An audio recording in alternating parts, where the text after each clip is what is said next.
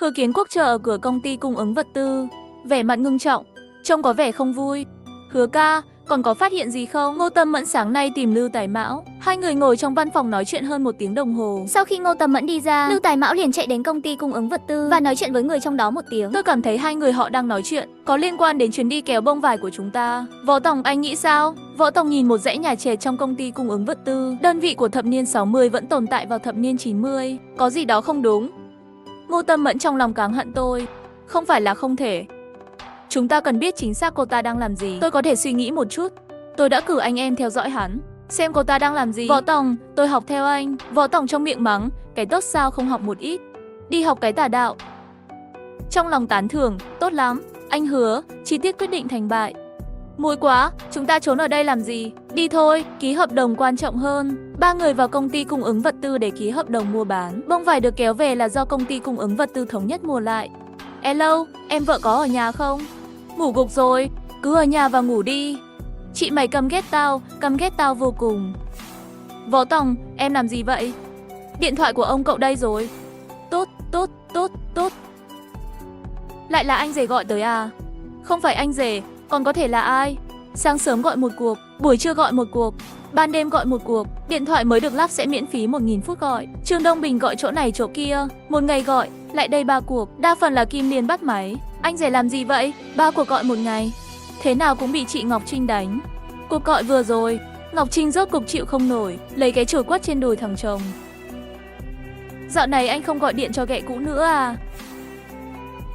Anh bị sao vậy? Bách Bách cũng đi theo anh, không ngại tốn tiền. Trương Đông Bình nhảy ra, sờ đôi, dâng hít vào đau quá. Bây giờ chúng ta không trả nổi tiền điện thoại sao? Thằng chồng của em là anh, đang kiếm được hàng chục ngàn với Võ Tổng. Anh la hét nữa đi. Kiếm được có mấy vạn tệ, tất cả là tiền của Võ Tổng. Anh đang nghĩ gì vậy? Cho con lờ uống nước đi. Uống thì uống. Hung dữ cái gì? Trương Đông Bình rất buồn bực. Đi buôn hàng một chuyến về nhà, hàng chục ngàn tệ trong tay, Ngọc Trinh vẫn muốn mắng thì mắng. Suốt ngày cầm chổi, muốn đánh thì đánh. Một nữ cảnh sát đi xe máy, chạy đến trước cửa nhà Ngọc Trinh. Ngọc Trinh cho heo ăn xong, quét dọn sân vườn, nấu nước và chuẩn bị thức ăn trong bếp. Tối qua chị gái đã nói với em trai, Võ Tổng lái xe 3 bánh đưa Liên và 2 đứa nhỏ lại đây. Tiện thể đưa Trương Đông Bình tới Lương Sơn Bạc, ngày mai phải lên xe, chạy về phía Bắc. Là nhà Trương Đông Bình phải không? Có chuyện gì với chồng của tôi vậy? Không phải chồng cô thì sao? Là con của cô gọi 110 cuộc điện thoại mỗi ngày. Cô làm mẹ mà không quản lý con cái à? Ngọc Trinh lập tức biết là con trai gọi điện thoại lung tung. Bắt được Bách Bách và tát vào mông bốp bốp. Mẹ còn dạy bố con không được gọi điện thoại lung tung, thì ra người gọi điện thoại bừa bãi là con. Gọi này, được rồi. Có dạy con thì cô cũng không được dạy kiểu như thế đâu. Cô có bắt con tôi đi không? Ai bắt con cô đi làm gì? Tôi đến đây là chỉ nhắc nhở gia đình cô, đừng để trẻ con gọi điện đến đồn cảnh sát chọc phá lung tung, và vợ chồng cô phải quản lý con nghiêm túc. Vâng, quản lý nghiêm túc. Tôi đã cho thằng nhỏ một trận đòn rồi. Nữ cảnh sát rời đi. Nghe được thanh âm của Võ Tổng ngoài cửa, lại dừng bước. Chị, cả nhà em đều đến đây. Ngọc Trinh trong lòng buồn bực. Chị cảnh sát sao còn chưa đi? Tôi có chuyện muốn nói với Võ Tổng. Vậy hả? Hai người quen nhau à? Gần đây em gái tôi đi dạy học ở Lương Sơn Bạc, ở nhà em trai cô. Tôi có chuyện muốn nói với cô ấy. Ngọc Trinh thể xác và tinh thần chấn động. Võ Tổng sắp xếp cho em gái nữ cảnh sát ở nhà mình. Trong khoảng thời gian này, Ngọc Trinh chưa từng đến Lương Sơn Bạc. Tình hình gia đình em trai cô vẫn chưa rõ. Sao cô lại ở nhà chị tôi? Có chuyện gì vậy? Hỏi cháu anh đó. Mấy ngày nay, ngày nào cũng gọi một ngày 3 cuộc, nên tôi phải tới nhà để xử lý. Chị cậu đã dạy dỗ cậu ta rồi. Võ Tổng nhận ra ngay. Chắc chắn Bách Bách đã học từ cha nó. Văn Văn vào cửa không gọi cô gọi gì. Đưa tay ra. Muốn Hàn Mai ôm. Nữ cảnh sát ôm Văn Văn, mặt dán vào mặt. Thân mật ghê gớm. Ngọc Trinh ngơ ngác. Quyến luyến như vậy sao? Cô muốn nói chuyện với Võ Tổng. Vậy thì vào nhà đi, để tôi pha trà cho hai người uống. Em gái cô giáo Hàn Hương, hôm qua bận dọn dẹp bếp trong trường, cho nên không có quay về nhà. Vừa rồi chúng tôi đưa cô ấy đến đồn cảnh sát. Tôi không biết cô lại đến nhà của chị tôi. Nếu không thì tôi chở cô ta lại đây rồi. Ngày mai anh đi Bắc Cương kéo bông vải về à? Sáng mai khởi hành sớm. Xe của tôi, 2 chiếc xe của Hứa Kiến Quốc, 1 chiếc của Trương Hải Thụy, 2 chiếc của tập đoàn Đồng. Còn thiếu 1 chiếc nữa. Hứa Kiến Quốc nói có thể tìm được. Đừng lo lắng cho tôi. Phó đồn trưởng Hàn, tôi và lão Hứa đi buôn để kiếm tiền. Liên quan gì đến phía cô? Làm sao có thể ổn được? Sếp Lô đã nhiều lần dàn xếp cho cảnh sát. Hãy chú ý đến tình hình Lương Sơn Bạc, để anh đi đường dài buôn hàng và quay trở về an toàn. không được để xảy ra tai nạn. 2 câu ngắn ngủi, giải thích một ý nghĩa. Tình trạng của Võ Tòng có liên quan rất lớn đến sở cảnh sát. Đoàn xe không được xảy ra chuyện, nó liên quan đến sự phát triển của Lương Sơn Bạc, làng phát triển trọng điểm của thị trấn Cao Nhai, những điều mà các nhà lãnh đạo quan tâm. Sự nghiệp kiếm tiền của Võ Tòng không thể có điểm sơ suất. Nói cho cùng, trong lòng Lỗ Mãi và cục trưởng Cao, không thể có một chút sơ suất nào với Võ Tòng. Phó đồn Hàn, chuyến này tôi đích thân theo xe, không thể có một chút sơ suất. Anh phải đi theo xe, không phải anh không muốn rời khỏi Lương Sơn Bạc sao? Không muốn rời xa vợ con sao? Lần này đặc biệt hơn, tôi nghi ngờ có bọn chơi xấu. Lỗ Mãi được thăng chức làm việc cho huyện, hiện tại thị trấn do Tiểu Đường và Hàn Mai chủ trì. Nhưng Võ Tòng tự mình đi theo xe, làm cho Hàn Mai lập tức cảm thấy căng thẳng. Chuyện này không phải chuyện nhỏ, mau báo cho cục trưởng đi. Võ Tòng, bây giờ tôi về thị trấn, tôi sẽ báo cáo lại cho phó cục trưởng Lỗ. Việc này không được qua loa. Đưa Hàn Mai đi. Ngọc Trinh trong miệng lẩm bẩm, anh rể của em đâu rồi? Có gì đó không ổn, ngày nào cũng ra ngoài chơi. Lời còn chưa dứt, anh rể Trương Đông Bình mang theo một tiểu tử đi vào. Anh về đây rồi.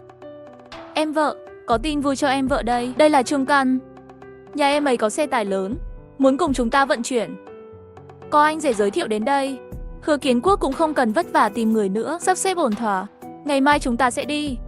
Xe tải chở hàng có 7 chiếc, 4 xe trọng tải 5 vạn cân bông vải, 3 xe trọng tải 3 vạn cân, xếp thành một hàng, dừng lại bên ngoài thị trấn Cao Nhai. Xuất phát từ con đường này, chạy trên quốc lộ 4 ngày, chạm cuối khu sản xuất bông ở huyện Bắc Cương Sa. Võ Tòng, cậu sợ xảy ra chuyện. Nhất định phải tự mình đi theo xe. Cậu còn cứng đầu nữa, Cao cục trưởng gọi cho tôi, bảo khuyên nhủ cậu. Đêm qua, sếp Lỗ gọi điện thoại tới khuyên Võ Tòng không nên tự mình đi theo xe. Nếu có gì bất trắc, Cao cục trưởng coi đó là tổn thất lớn của ông ấy. Biết hôm nay Võ Tòng sẽ xuất phát, Cao cục trưởng sai Lỗ Mãi tự mình đến chặn Võ Tòng. Lãnh đạo, làm gì vậy? Không phải tôi chỉ đi một chuyến thôi sao? Đến và đi 10 ngày, chúng tôi đã sẵn sàng. Được rồi, sẽ ổn thôi mà sếp Lỗ. Võ Tòng, cậu cứ yên tâm ở lại Lương Sơn Bạc. Tôi sẽ cử 4 người bảo vệ đoàn xe của cậu, an toàn hơn là đi một mình. Cậu cứ yên tâm ở lại Lương Sơn Bạc đi. Ở nhà chăm vợ, chăm con trai, chăm con gái cậu đi. Võ Tòng hết sức kinh ngạc. Chuyến đi này, con có thể kinh động lãnh đạo cục an ninh huyện luôn đấy. Võ Tòng, Lương Sơn Bạc không có cậu quản lý, thị trấn không ổn đâu. Đừng nói chuyến đi này của cậu nguy hiểm. Chuyện gì sẽ xảy ra khi cậu ra khỏi làng? Con gái của Đồng huyện, em gái của Hàn Mai. Cậu sẽ làm gì nếu có chuyện gì xảy ra với cô ấy? Hai cô ấy có thể xảy ra chuyện sao? Chỉ sợ người có ý đồ xấu, nhân lúc cậu ra ngoài thôi. Tối qua tôi và cục trưởng Cao đã nghiên cứu tới tận cậu không thể theo đoàn xe được. 4 anh này trên người mang theo súng phải không? Anh cứ yên tâm, 18 tên cướp không thể tiếp cận đoàn xe của chúng ta. Phó cục trưởng Lỗ, tai họa ngầm không phải là cướp đường, tai nạn do con người tạo ra. Bông vải là vật liệu dễ cháy, dễ gây ra hỏa hoạn và tai nạn xe tải. Chẳng còn gì cả, tôi phải để mắt đến đoàn xe này. Tôi có kinh nghiệm. Võ Tòng, anh đi theo xe. Chuyến đi tiếp theo của cậu ở đâu? Chuyến tiếp theo đâu? Lần nào cũng theo xe. Yên tâm, vấn đề mà cậu nghĩ đến, tôi và cục trưởng Cao đều có thể nghĩ đến. Hãy nghe tôi khuyên, đừng theo xe nữa. Võ Tòng nhìn người đeo kính râm đứng một bên. Lao Hứa hút một điếu thuốc, chắc chắn là hắn đã nói chuyện với trưởng làng. Kêu Lỗ Mãi ra chặn đường. Võ Tòng, 4 người bọn họ là cựu chiến binh trong đoàn xe quân đội. Kỹ thuật lái xe không ai sánh bằng, ngay cả khi điều đó xảy ra, 4 người bọn họ sẽ giải quyết được, an toàn hơn nhiều so với việc cậu tự lái. Phó cục trưởng Lỗ, anh đã huy động quân đội như vậy, tôi có thể từ chối không? Được rồi, tôi sẽ không theo đoàn. Tôi sẽ về Lương Sơn Bạc, 10 ngày này, cậu không ra khỏi làng là tốt nhất. Khi xe về, mọi chuyện sẽ kết thúc.